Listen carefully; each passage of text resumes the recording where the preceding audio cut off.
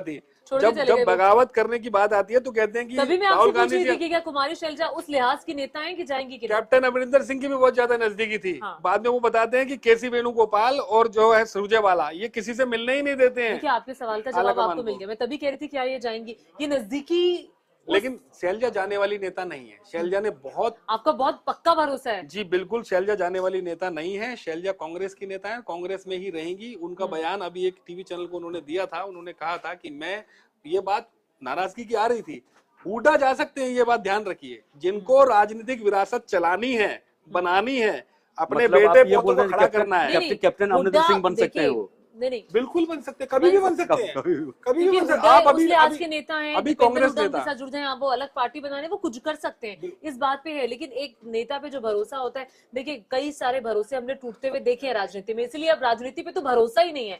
फिर भी नवीन को भरोसा है कुमारी शैलजा पर। हाँ, मुझे कुमारी शैलजा, देखिए उसका नवीन सर जो बोल रहे हैं वो एकदम बात सही है। जो कुमारी शैलजा एक शांत स्वभाव की और एक दूरदृष्टि वाली नेता है, और कांग्रेस को इस समय में अगर मान लीजिए, अच्छा कांग्रेस मैनेज कैसे करेगी? मतलब अगर वो कांग्रेस भी जाती है, कुछ मैनेज तो कैसे बनाया जाएगा? कांग्रेस ने मैनेज कर दिया, और कांग्रेस लीडरशिप को, राहुल गांधी को, जो केंद्र की राजनीति करने के लिए और लोकसभा और राज्यसभा में अपनी कांग्रेस ये सीटें कम हो गई हैं। अभी हम 64 पे देख रहे थे, 61 पे आ गई है, और बीजेपी की जो टैली है थोड़ी सुधरी है, 20 से 26 पर आ गई है।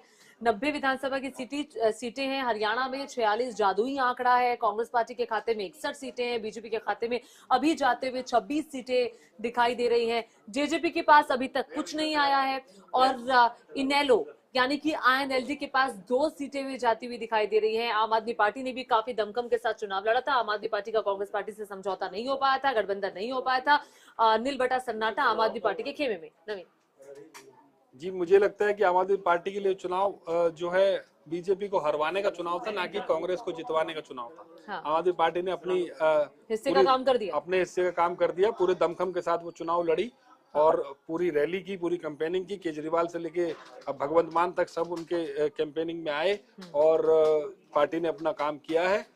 और ये चुनाव जो था, असल में ये चुनाव बीजेपी को हराने का था, और कांग्रेस को लाने का चुनाव वहां की जनता के लिए था।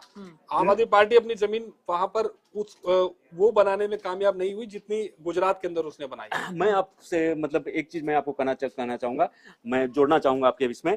जो पिछले दो चुनाव जो हुए थे हरियाणा में, वो प्रधानमंत्री मोदी के चेहरे पे हुआ था। आज का चुनाव भी प्रधानमंत्री मोदी के चेहरे पर हुआ है। लेकिन हरियाणा का चुनाव जो है इस बार मुद्दे पे हुआ है। हरियाणा का चुनाव इस बार मुद्दे पे हुआ है। 2 चुनाव जो थे वो प्रधानमंत्री मोदी के। आप ये कह सकते हैं कि वो मोदी का फेस ही काफी है, मुद्दे की जरूरत नहीं है। कि वो हवा उस इस बार तरीके की नहीं रही। जो हमने नहीं, तो वो हवा वैसी नहीं रही ना, तभी तो मुद्दे हवा नहीं रही, मुद्दे कहिए कि वो हवा वैसी नहीं है। हवा वैसी नहीं रही, तो आप शब्दों को बदले ना। नहीं, मैं ये बोल रहा हूँ, आप हिचक क्यों रहे हैं ये बोलने में? मैं ये बोल रहा हूँ, ये जो चुनाव था, अभी इस बार का जो चुनाव था, इससे पहले हरियाणा में जो चुनाव हुआ, जिस तरह से हुआ, अगर बीजेपी लगातार दूसरी बार सत्ता में आई तो उसमें प्रधानमंत्री मोदी ने अब उनकी रैली से अंदाजा लगा लीजिए। तो कि रैलियां क्यों नहीं हुई?